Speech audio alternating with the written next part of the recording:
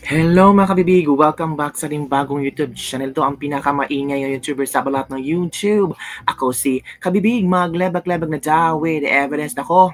Pahiya si Jinky Luistro.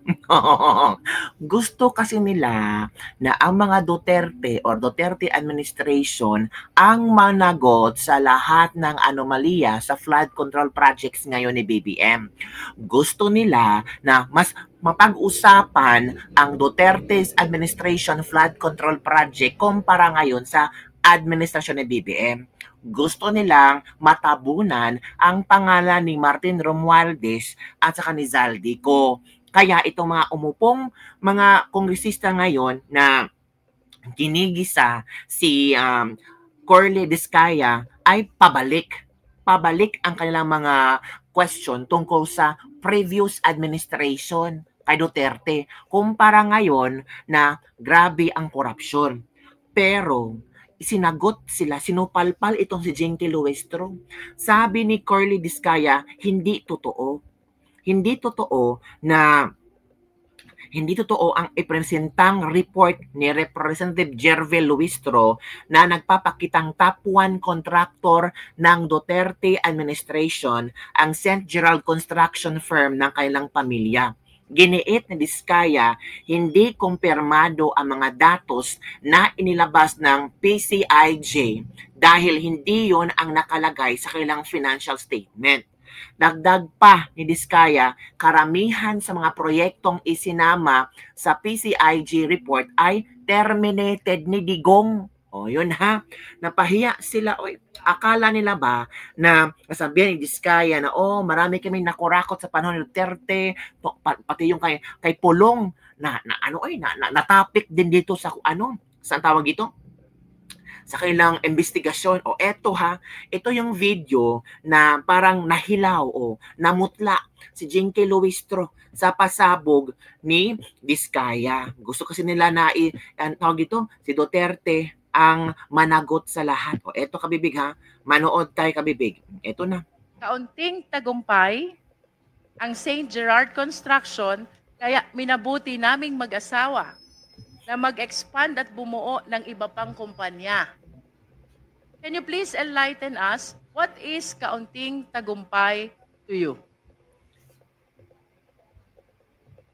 Your Honor, naging umulad po yung aming kampanya, kaya po nagtayo po ang misis ko ng sarili niyang korporasyon. Can we please convert this into quantitative terms? Magkano po ba yung kaunting tagumpay na kinita ng St. Gerard which prompted you to incorporate additional corporations? Your Honor, wala po akong data sa ngayon, Your Honor, pero bigyan niyo po ako ng pagkakataon para po. But at least give us an idea, is this millions or billions? Below lagpas lagpas 100 millions naman po. Lampas ng 100 million. Pero hindi lampas ng 1 billion. Your Honor, pag ano po ba yan? Revenue po o yung net profit? Revenue. Pag revenue po, billions po. Billions. How many billions? 1 billion more po, Your Honor. And 1 billion is kaunting tagumpay to you? Kasi Your Honor, ano po yan? Revenue siya, hindi siya net profit. Nonetheless, 1 billion is a very huge amount. And you consider that as konting tagumpay? Yes Your or no? Your Honor, ano po ito? Parang terminology lang po itong salita na ito. I wish to invite your attention as well to paragraph 13. Ang sabi mo naman dito, hindi namin ginusto kailanman na mapasama sa ganitong sistema. Pero kailangan naming magpatuloy para sa pamilya at mga empleyado. Can you expound on this? Your Honor, ayaw naman po talaga namin mapasama sa ganitong klase ng sistema. Pero siyempre po, napipilitan lang po kaming magbigay sapagkat hindi po matutuloy ang project pag hindi po kami nagbigay. When you say napipilitan lang po kaming magbigay, at hindi matutuloy ang project kapag hindi nagbigay. You are referring to the DPWH officials and some lawmakers you identified in your affidavit, yes or no? Yes, Your Honor. I see. So you want us to believe na kung wala itong mga taong pinangalanan mo, ay hindi ka magkakaroon ng mga kontrata mula sa DPWH. Is that what you wanted to say? No, Your Honor. Kasi sumasali po kami sa mga public bidding. Pag na-award na po yung project at saka nagkaroon ng notice to proceed, doon na po kami hinihingan. Hindi po ma-implement ang project or matatapos kung hindi po kami magbibigay. Yes, but you stated in your affidavit na pilitan ka lang. Yes, Your Honor, kasi hindi po namin gusto na magbigay. Hindi mo gustong magbigay pero napipilitan kang magbigay sa mga pinangalanan mo dahil hindi ka magkakaroon ng hanap buhay. Tama o mali? Your Honor, ano po, kailangan po, Your Honor, kasi kung hindi po, Please do not change the context of your affidavit. We are educated people here. Mr. Diskaya, I just want it to come from you. Sabi mo, napilitan ka lang. What does that mean? Hindi mo gusto ang ginagawa mo. Pero napilitan kang magbigay to be able to get a contract and have them implemented after the award. Tama o mali? Your Honor, hindi po. Awarded na po sa amin ng project.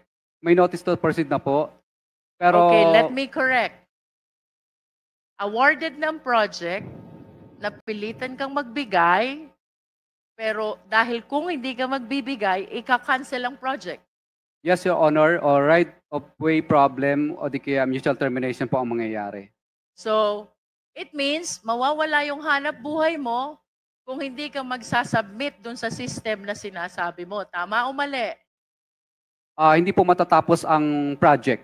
Hindi po maumpisahan. Maka-cancel po. So that's precisely the point. Yun yung gusto mong sabihin sa affidavit mo. Napilitan ka lang mag-submit dun sa kanila, mga taong pinangalanan mo, dahil hindi ka makakaumpisa o makakatapos ng project. Did I say it right? Yes, yes, Your Honor. All right. So would you agree with me if I would say that per your experience, kung walang DPWH officials at kung walang mga lawmakers na binanggit mo sa affidavit, walang hanap buhay etong mga construction company mo? Mas ano po, maganda po ang buhay. Ibig sabihin po, mas makakapaghanap buhay po kami. Pag wala I see. po ang ganun. Opo. Kasi public bidding po ang mangyayari lagi. No. Please listen to the question. Ang sabi mo sa affidavit mo, napipilitan ka lang. Hindi mo gusto ang ginagawa mo. Pero kaya ka nagbibigay ay dahil hindi mo mai-implement ang project mo dahil ika-cancel nila. That is suffice to say that kung wala sila, wala kayong hanap buhay. Tama? No, Your Honor. What else would you like to mean by this statement? Your Honor, ibig ko pong sabihin dito, kung wala pong pumipigil na ma-implement namin ng tama ang project at hindi po makakancel o walang right of way project, malaya po kaming makakapag-implement ng proyekto po. Okay, but nonetheless, the reason why you are saying nagbibigay ka sa kanila ay para makatapos ka ng project mo. Tama ba yon? Dahil hindi po kami makakasingil at ipapamutual terminate po ang project kapag hindi Precisely. po kami sumunod sa kagustuhan nila. Pag hindi ka nakasingil, walang hanap buhay ang kumpanya nyo. Tama ba yon? Tama po. Okay. So, ibig sabihin, in as far as the period of time referred to in your affidavit is concerned, ang hanap buhay mo ayon sa'yo ay dahil pinapayagan ka, pinapatapos ka at naiipa-implement sa'yo ang mga project mo sa pamamagitan ng mga taong pinangalanan mo. Correct? Your Honor, paulit nga po ulit ang tanong mo. May I be clarified first, ano ho bang period of time or taon ang tinutukoy nyo when you executed this affidavit? Actually, ito pong affidavit ko na ito po ay related po sa programa po ni PBBM sa mga ghost project po. Kaya ko po ito... So if you are referring to the current administration, then this must be 2022 up to 2024 project, Mr. Diskaya. Tama ba yun? Yes po, Honor. Okay. Okay. So kaya mo natapos ang project is because nakipagkasundo ka sa mga taong pinangalanan mo sa affidavit mo? Hindi po ako nakipagkasundo, Your Honor. Napilitan lang po kami, Your Honor. Hindi po kami nakipagkasundo kasi ayaw po naming magbayad. Sa totoo lang, masarap po ang buhay namin. Mas malaki sana ang kikitain pa namin kung hindi po kami magbabayad. Ayaw po namin. Napilitan ka na makipagkasundo. Would that work for you? Yes. Wala po kami magawa, Your Honor. Okay. Hindi po kami nakipagkasundo pala, Your Honor. Napilitan lang talaga. Nevertheless, you were able to collect the payment for the contracts because you wish to believe dahil nag-submit ka doon sa mga requirement nila. Yes po, Your Honor. Okay. Tama bang sabihin na sa affidavit mo, you would like to implicate the lawmakers and the DPWH officials kung bakit nakakapag-implement ka ng project at nakakasingil ka? They are part of your business. Hindi po siya part ng aming business. Operation at least. Hindi rin po, Your Honor. So how do you consider that? Your Honor, talagang ano lang po, talagang pag nanalo na po kami sa bidding, public bidding po kasi yan, doon na po sila dumarating. Okay. So, what is clear, Mr. Diskaya? Hindi ka makakasingil kung wala sila. Do you agree to that? Yes po, Your Honor. Of course, because that is the content of your affidavit. Tama ba? Yes po, Your Honor. Kung wala sila, hindi ka makakasingil. Tama din ba yon? Yes po, Your Honor. Binaligtad lang natin yon, ha? Ibig sabihin, para makasingil ka, dapat nandiyan sila. Tama? Tama, Your Honor. Okay. Now, I wish to show you a graph of the revenue which you earned during your past operations. Secretariat, please.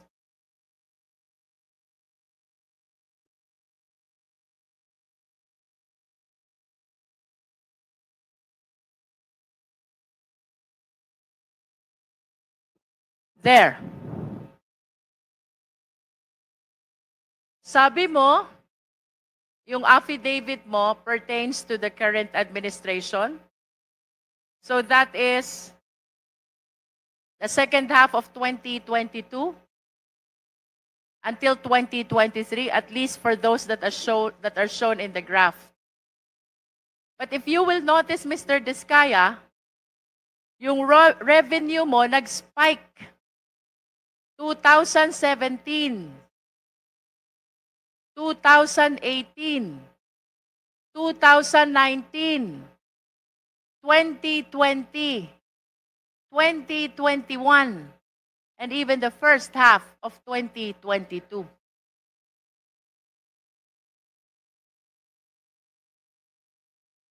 This only shows, Mr. Diskaya, that the revenue that you are generating during the former administration, 2016 to 2022, is bigger than the revenue that you are generating under the current administration. How can you explain this?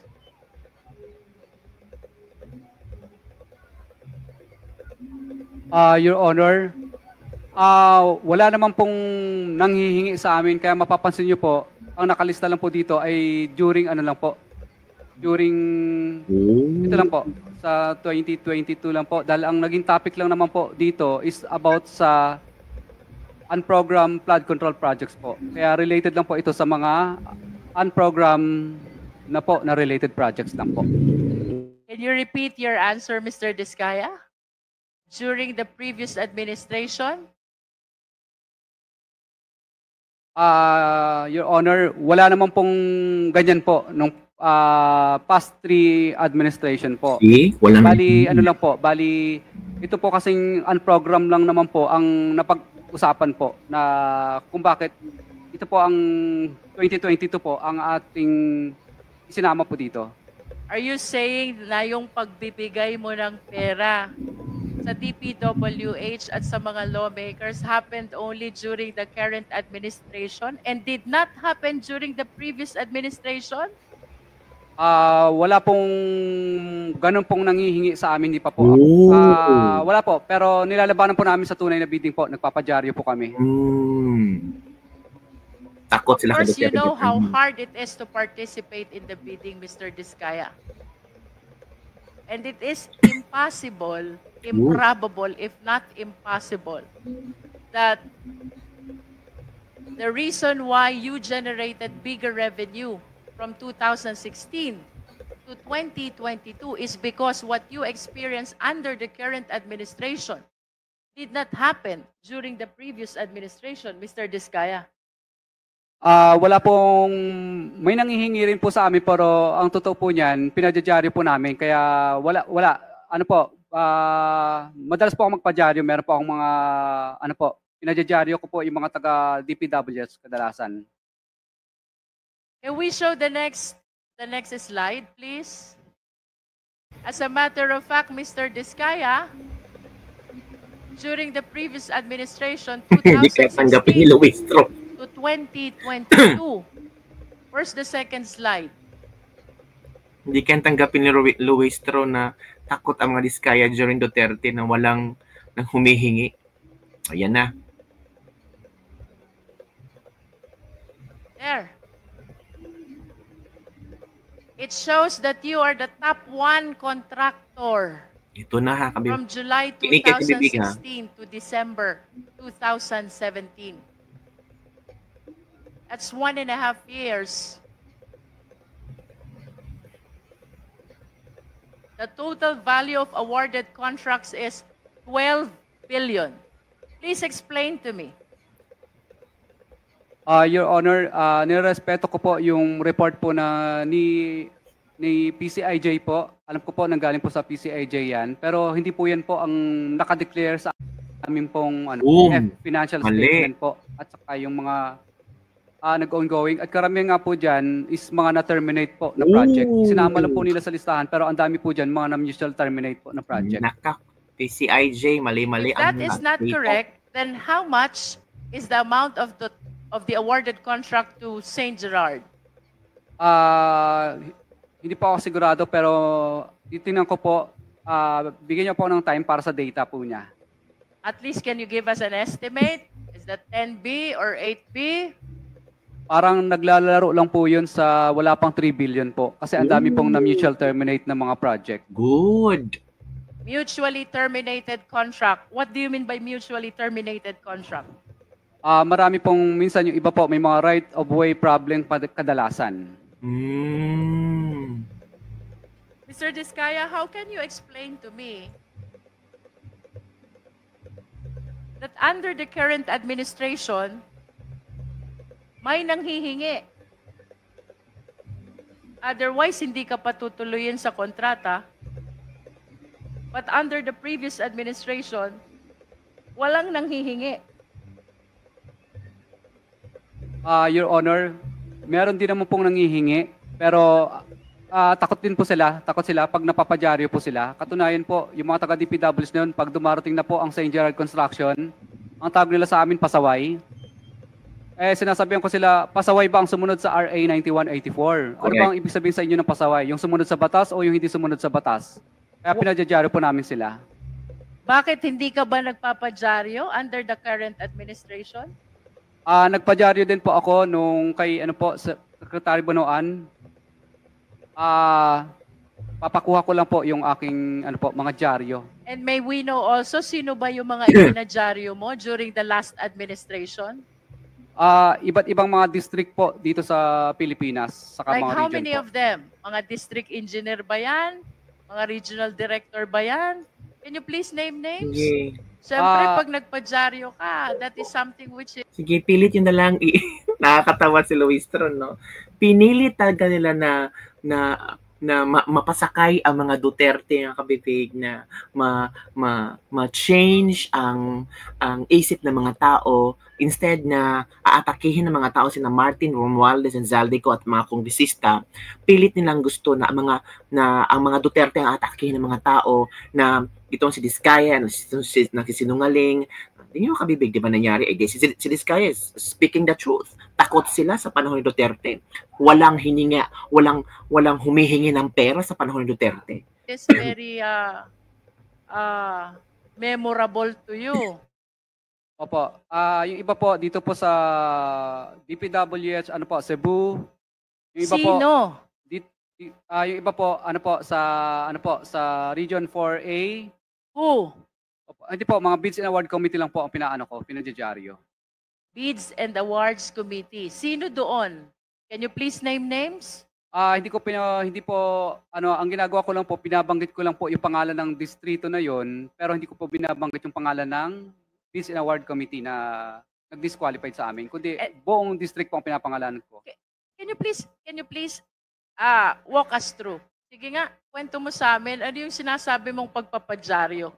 Mr. Chair, if What I are may, the contents of the if I publication? may interject, may we request for a physical copies of those tabloids na sinasabi po niyang siya po ay nagpadyaryo ng mga DPWH officials, lalo na po yung mga Bids and Awards Committees, para po malaman natin kung totoong nagsasabi po ng totoo ang ating resource person. Yes, Salamat po. Mr. Diskaya is ordered to submit copies of the publication of names in the dailies. Yes po, Your Honor. Mr. Diskaya, kindly continue explaining anong meron sa current administration compared to the past administration kung bakit, sabi mo, walang nanghihingi during the past administration. Your reason is, nagpapadyaryo ka noon. Ngayon ba, hindi ka nagpapadyaryo? Nagpapadyaryo din po, Your Honor. Pero Balikan natin yung past. Ilang beses ka nagpadyaryo dun sa past administration? Sige, connect. marami din po. Sa bawat Can you mapapanat... please state the number? How many occasions na nagpadyaryo ka? Your Honor, marami-rami na rin po. Hindi ko na po masyadong maalala yung karamihan. Is it more than 10? More than 20? More than po, more than. More than 100? Hindi naman po. Your Honor, isasubmit ko na lang po yung mga na-recover ko But na give us an dyaryo. idea. Give us an idea. More than 20? More than 50 plus po yata yun. 50 50 plus. plus yung naipadyaryo mo. But you were saying, ang laman ng publication mo ay just the engineering office. You do not include the name. Can you please tell us? Well, di ba nagpo-posting naman talaga kayo? Posting and bidding, during bidding, right? That's part of the requirement Yes po, under Your Honor. procurement law.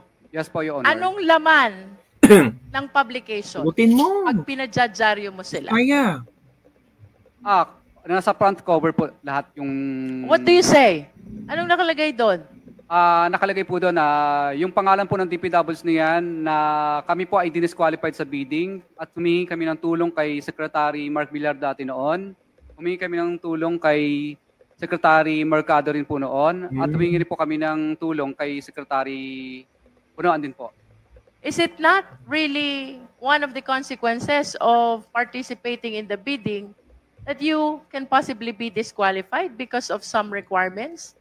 What calls for publication kung na-disqualify ka? Your Honor, Pag kami po ang nanalo sa bidding at pinipilit po kaming ipa-disqualify, doon lang po kami nagpapadyaryo. Pero pag hindi naman po kami nanalo sa bidding, hindi po kami nagpapadyaryo. Kasi talo naman talaga kami.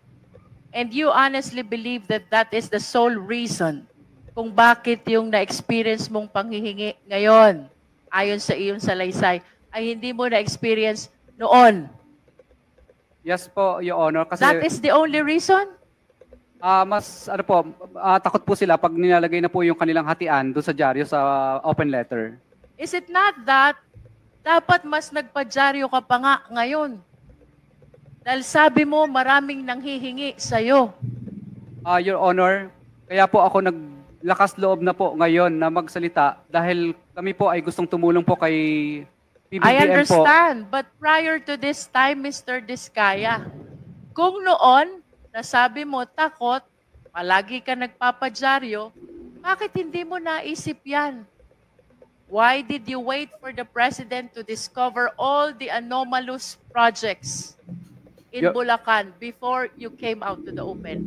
Your Honor, ilang beses po ako nagpadyaryo at nagsusumbong pa po ako kay Secretary Bonoan, pero mapapasin niyo po sa open letter ko doon na parang hindi po pinapansin ni Secretary Bonoan yung dyaryo ko kasi tabloid lang ang dating. Chair, Yes, please. quick interjection lang, Mr. Chair. Yes, please proceed. Yes. Siguro we have to put it on record that some of the Kongs that were mentioned were not part of the 19th Congress. And That is correct. to add lang, Mr. Chair, hindi ka naman magkakaroon ng disqualification kung nagko-comply ka. Thank you. Yun lang, Mr. Chair. Mr. Chair, I just want to manifest that I really find it unbelievable how a simple publication can change entirely this system that he is alleging. Dahil lang sa pagpapadyaryo, his allegation na may nanghihingi under the current administration is entirely absent during the past administration. Hindi kayang tanggapin ni Luistro. Mr. Diskaya?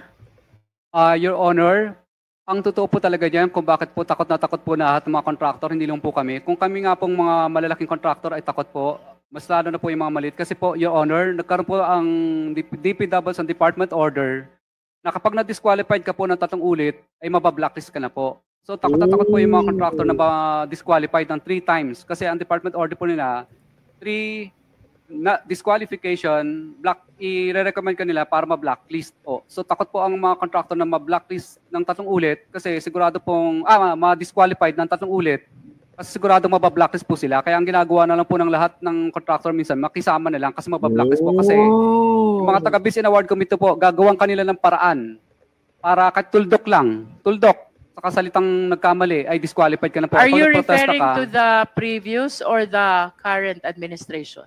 ngayon lang po kasi nauso yung yung department order na 3-strike policy na So you are referring to the current administration. Let me simplify my question, Mr. Diskaya. I'm about to conclude. Yes po. Kasi naghigpit po sila ng husto para po yung... Mr. Diskaya, if I may interrupt, I will simplify the question. Yes po, Your Honor. Would you like to say na sa current administration may nanghihingi, pero sa past administration walang nanghihingi? Your Honor, meron din naman po na may nanghihingi po. Pero hindi ganun kahigpit po. Example po, hindi uso ang 3-strike policy po noon. Na pag naka-disqualified po ang contractor na 3 ulit, mabablacklist na. Alright. With your admission na may nanghihingi din po, question, bakit hindi mo sinama doon sa affidavit mo? Your Honor, ano po yun? Hindi naman po naging successful yun. Kaya hindi ko na po... Nonetheless, may nanghingi pa rin. It's you who admitted. May nanghihingi din po during the past. You know why I'm asking you this line of questions? Because there is a principle in the law of evidence, falsus in uno, falsus in omnibus. False in one testimony is false in all testimonies. Bakit parang nagkaroon ka ng selective amnesia, Hala, Mr. Diskaya? selective amnesia. Would you like us to believe na may nanghihingi during the current administration tapos walang nanghihingi during the past Hindi naintindihan ni administration? Jinky Luistro ang ibig sabihin ni Diskaya. How would you even explain na during the past administration, top 1 contractor ka from PCIG data, and yet you are claiming walang nanghihingi, unlike during the current administration? What I wish to point out, Mr. Diskaya, your affidavit is full of inconsistencies and lies. Halak ka. Your Honor, ang affidavit po na ito ay tungkol lang po sa pagsuporta po namin kay PBBM po. Kasi po, ang kanya pong finalash po sa TV nung nakaraan po ay report po tungkol sa mga unprograms po na project. Kaya dito lang po ang salaysay ko hanggang... Okay, then let me ask you, if you are saving your statement by claiming that you are pertaining only to what the President discovered as anomalous projects during his administration, let me ask you, sino yung mga nanghihingi during the past administration? Sabi mo, Diskaya. Your Honor, ano lang po, Sabi mo na, Diskaya. Matapos na. Your Honor, nung mga panahon po kasi na yun, kadalasan po, iba po, mga retired na po, mga wala na po dito sa Yes. DPWs. Kadalasan But po, can mga you taga-DPWs lang po. Can you please Mga DPWH lang identify po. the names with the same courage that you have when you name these lawmakers and DPWH officials in your affidavit? Your Honor, for example po, si D.E.R. Pascual po dati. Kaya lang patay na po Who siya. is kawawa naman D.R. po. Pascual? Opo, D.E.R. Pascual. Siya po ang nagpa-block, bago po siya namatay noon, ay pina-blacklist niya po kami dahil nag-negative slippage. So siya po ang talagang tunay na nanghihingi sa amin. Huwag ka So hindi po magbanggit kami... ng pangalan ng patay na. Bakit pangalan ng patay yung binabanggit mo? Hindi makakasagot sa'yo. Oho.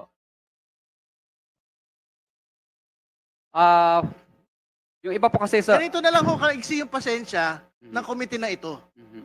Bago ho tayo umabot sa punto na walang uwian. So, seryosohin po natin yung pagsagot. Hindi ho namin tatanggapin yung mga ganito. Halata. Tatanong ng pangalan ng patay. Hindi nyo na rinespeto yung tao. Your Honor, okay lang po ba yung data po kasi wala pa sa akin yung iba pang mga Bigay ka data. ng bakit papel ang hinahanap? Yung laman ng utak mo hinahanap. Sino yung humingi ng pera? Mula sa nagdaang gobyerno. Opo. Hindi ko kailangan ng papel para doon. Opo. Dati po sa bandang Region 4A po noon, mga regional director naman po Okay, noon. bigay ka ng pangalan. Po. Bali, nakalimutan ko na yung pangalan. Magbigay Mas ka tagal ng na po. pangalan.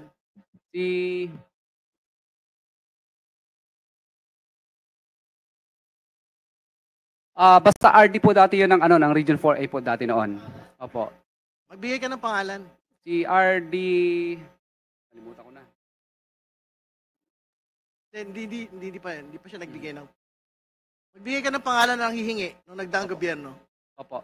RD po ng Region 4A po dati noon. Hindi ko lang po masyadong ma-mention kasi nasa isang papel ko po yun. Opo. Ano po yun? Anong taon? Kung hindi ako O, nagkakamali. sino yung taga 4A? May taga 4A dito, di ba, RD? Sinong 4A ngayon? Kabisado niya yung mga pangalan ng mga 4A na nauna.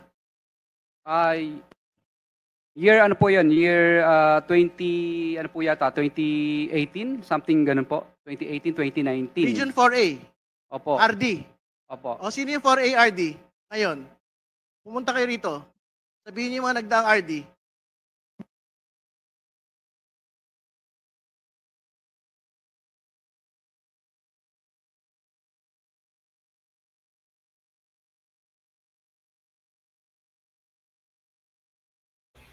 So, yun kabibig. Diba? Pilit nilang ikinoconnect sa mga Duterte. So, ano ang inyong reaction hinggil dito? Diba kabibig? Comment down below and don't forget to like, subscribe, and share this video. Bye everyone. See you next time.